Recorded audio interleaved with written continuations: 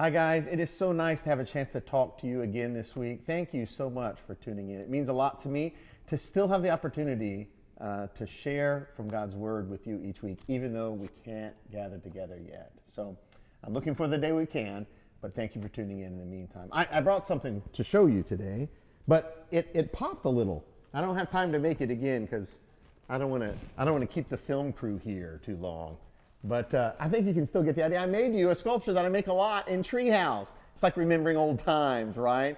Mr. Mike with a monkey and a palm tree to give away. And I brought it because I wanted to give it to you, but I can't.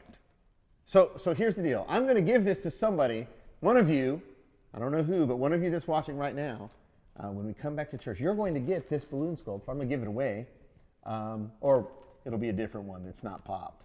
But I'm going to give it away. But you're going to have to wait until then. In fact, you're going to have to do what we're talking about in our lesson today. You're going to have to be patient and wait with a good attitude until we come back to services together and I can have the opportunity to give this to one of you in person.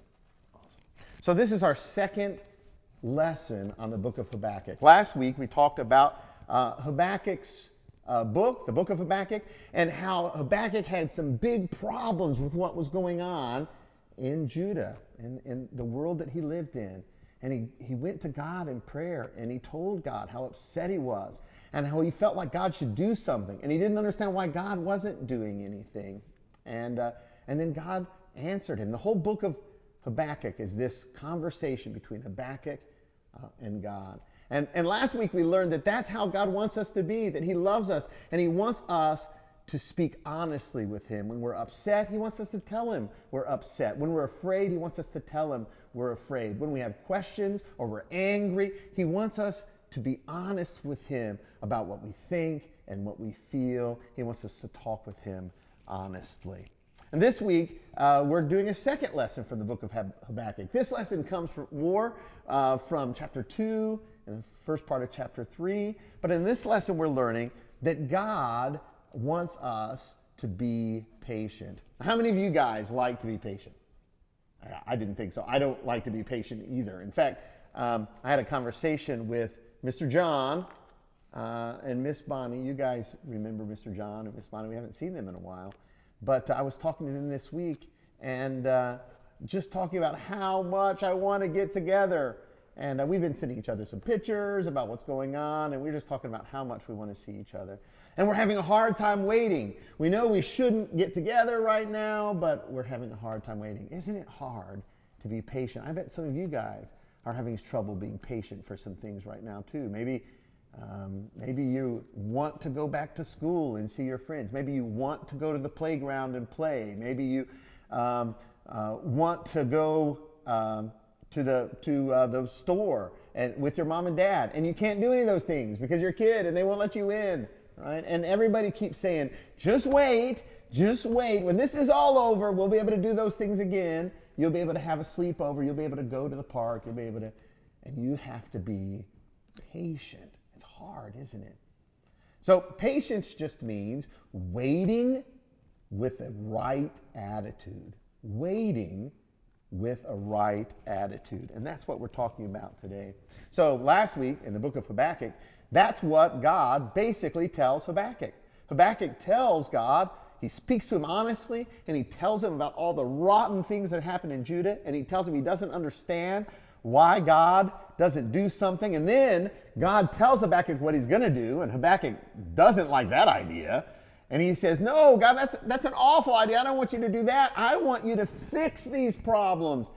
And God says to Habakkuk, I'm going to, but you're going to have to wait.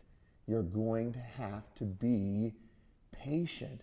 And guys, that's the reality for all of us. During the coronavirus, as a child, and even as an adult, we don't control all of the world around us. Who does? Tell your parents. Who's in control of the world around us? Go ahead, tell them. Hopefully you said that God is in control, because that's the truth. God is in control of the world around us. That means that things happen when He wants them to happen, not when I want them to happen and not when you want them to happen. There's a great plan that God has, a great plan for the world, and it's all working out exactly as he had planned. But sometimes that's not what we want to happen, and we have to be patient. That's what God told Habakkuk. I want to read you a story about being patient. This is a book by Max Lucado. It's called Coming Home. And it's one of my favorite stories about waiting, about being patient. And there's two kids in the story, two boys, they're twins. One is patient and one is less patient. So I want you to pay attention as we read the story and think about which boy is being patient, which boy is waiting with a right attitude, and which boy is being less patient or being impatient, which boy is not able or not willing to wait with the right attitude. And let's read together. This is Coming Home by Max Lucado.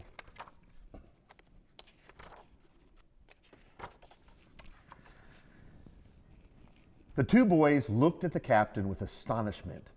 "Well, you're leaving the island?" they said in one voice, which they often did because they were twins and were always thinking the same thing. "You can't leave the island," Argo proclaimed.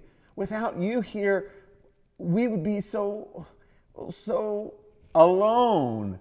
Arion completed Argo's sentence, as he often did. "Arion is right," Argo said. The captain looked at the boys with kind eyes. "Just remember what I've taught you, and remember, I'll be back."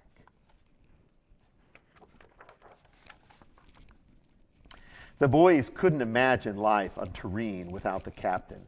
Argo and Arion were barely 2 years old the night their ship was wrecked. The captain and the boys drifted to this tiny island, made it their home, and named it Terrene. That was 14 years ago, and now that the captain was leaving, they felt afraid. There's so much more to life than Terrene, and when I return, we'll leave together for Bluestone. More to life than Terrene. As far as Argo and Arion knew, everything in the world was just like Terrene, small and gray. Not a happy gray like the hue of shadowed snow, but a strong gray like the shade of thunderclouds. Or a dirty, dismal gray like the worn skin of an elephant or the cold ashes of a dead fire. You've got to see with your heart, not your eyes, the captain would challenge. The captain had spent many evenings sitting with the boys, explaining the grayness and the meaning of color. According to the captain, long ago a volcano had erupted, burying forever the colors of the isle under a blanket of soot. As a result, Terrene was a gray island in the middle of a gray ocean. Waves with gray tips lapped against beaches with gray sand. Trees with gray trunks sheltered gray-winged birds. Gray animals with gray eyes peered from behind the gray bushes. Only the boys and the captain were not gray. A thick forest grew in the center of the island, and in the center of the forest there rose a mountain. The captain told the boys to stay away from both. The volcano erupted once, it will erupt again. And stay out of the forest, he would say, for the forest will take your color.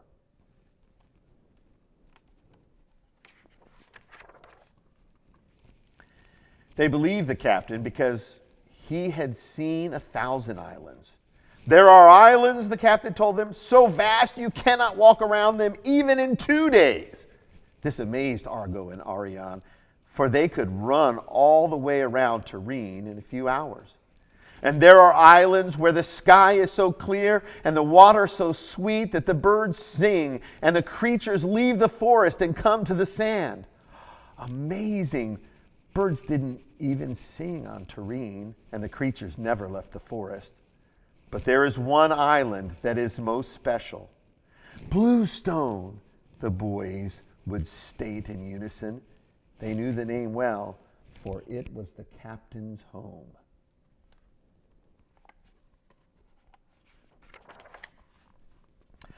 Ah, Bluestone, the captain would smile. There the birds always sing. Blue waters tumble over the shiny brown rocks, and the grass is evergreen, and the sun sets on the horizon like an orange ball.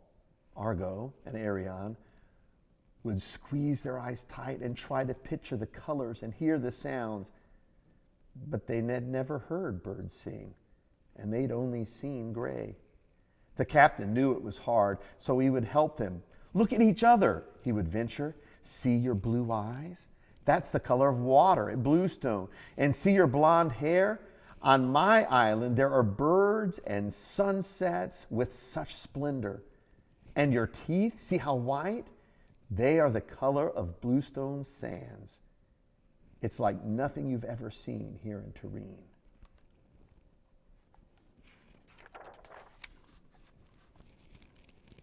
Then the captain would grow very solemn. Argo, Arion, you were not made for Turin. You were not made to live in the gray. Then his voice would grow soft with sorrow. Turin was like Bluestone once, alive with sights and sounds long ago, before the volcano. But his voice would be sad only for a moment. Bluestone is not gray. His eyes would dance as he spoke, and Bluestone is your true home. I'm going away for just a short time, he said, and I'm going to Bluestone to prepare your place, but I will come back and take you to be with me. But what do we do while you're gone? They asked. Remind each other that this is not your home, and help each other to be ready to leave when I return. Though the boys believed the captain, their hearts were sad as he climbed in his fishing boat and set sail for Bluestone. I will return, he shouted to them. Be ready.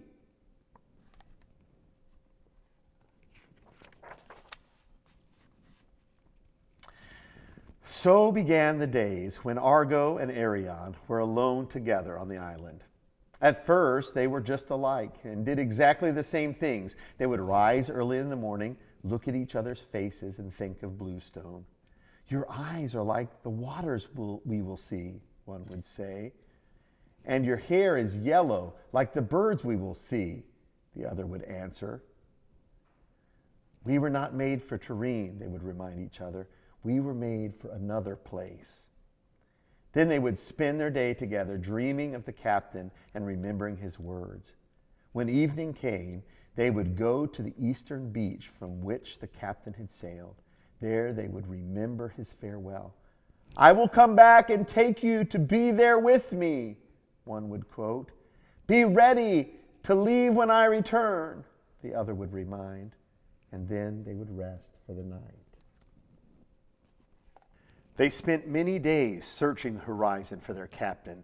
Looking for his return was their greatest joy at first. But after many days, Argo and Arion began to grow tired. It's hard for me to remember his voice, Argo confessed. Arion added, the colors are getting blurry. One afternoon, Arion had gone to sleep on the gray sand while Argo took his turn at the watch. When Arion awoke, Argo had left the beach. He didn't return until the evening sun was setting, and Arion was already on the eastern coast. Where did you go? Arion asked. I grew tired of the ocean and went into the forest. But the captain said to stay out of the forest. We need to stay together, Argo, to watch. Argo didn't respond. And that evening, when the two boys retold the words of the captain, Argo seemed uninterested. When Arion awoke the next morning, Argo was gone again. Arion tried to see the colors and hear the music without the help of his brother, but it was hard. He felt alone, speaking to the sky with no one to listen, but he spoke anyway. Several days passed before Arion saw his brother again, and when he did, Arion was shocked. He looked into Argo's eyes, longing to see the blue that would remind him of bluestone, but the color was gone. Faded and pale was the hair that had been bright blonde like the sun of the captain's country.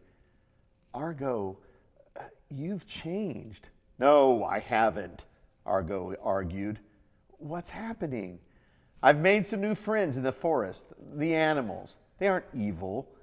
They've shown me things I've never seen before. We swim in the river and run in the meadow and crawl in the cave beneath the great mountain. Argo, have you forgotten the captain's words? He said to stay away from the mountain. It could explode. Argo laughed. The creatures have told me the truth, Arion. The volcano never exploded, and it never will. That's just fantasy. Come, I'll show you. Arion looked at his brother for a long time. He looked at the eyes that used to sparkle and touched the hair that used to gleam. You've changed, Argo. You aren't like the island.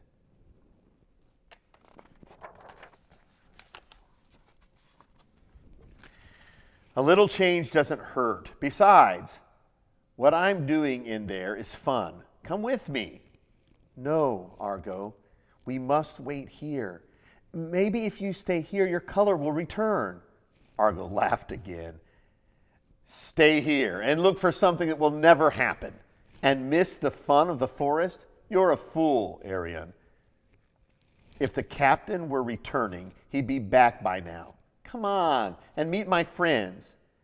No, Argo, stay with me and let me help you be ready for the captain's return.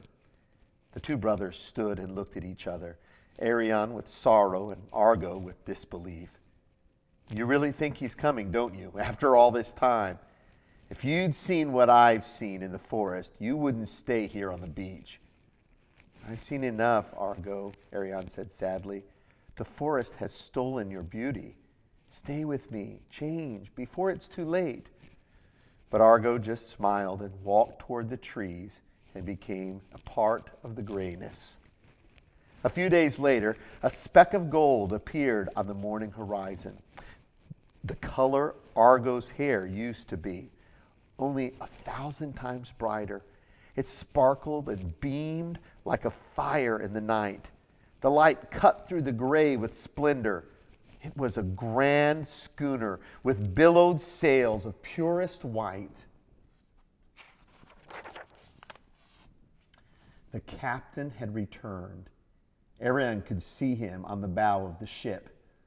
I'm back, the captain called. I'm ready, Arion shouted as loudly as he could. The captain waved. When Arion boarded the ship, he raced into the captain's arms.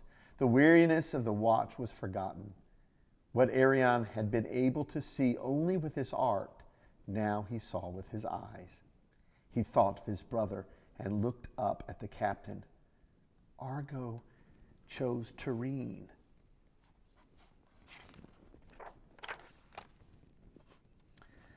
Sadness came over the captain's face as he walked to the rail and looked at the gray forest. Just as Arion was turning away, he saw movement. Argo! He saw his brother step hesitantly at first, and then he moved faster and faster until he reached the schooner. Argo, the captain said. Argo glanced up at the tone of the captain's voice, but he quickly looked back down. You now know the deceptions of the forest, the captain said. Yes, Argo nodded. The captain looked at Argo for a long moment. Then Argo asked, Please, may I come with you? The captain smiled and helped Argo onto the ship. The captain touched Argo on top of his head, and Argo's hair shed its grayness, and his eyes became blue as the waters at Bluestone, and his body seemed to glow. The ship set sail for Bluestone. Only when they reached the horizon did they feel the vibrations of the volcano erupting.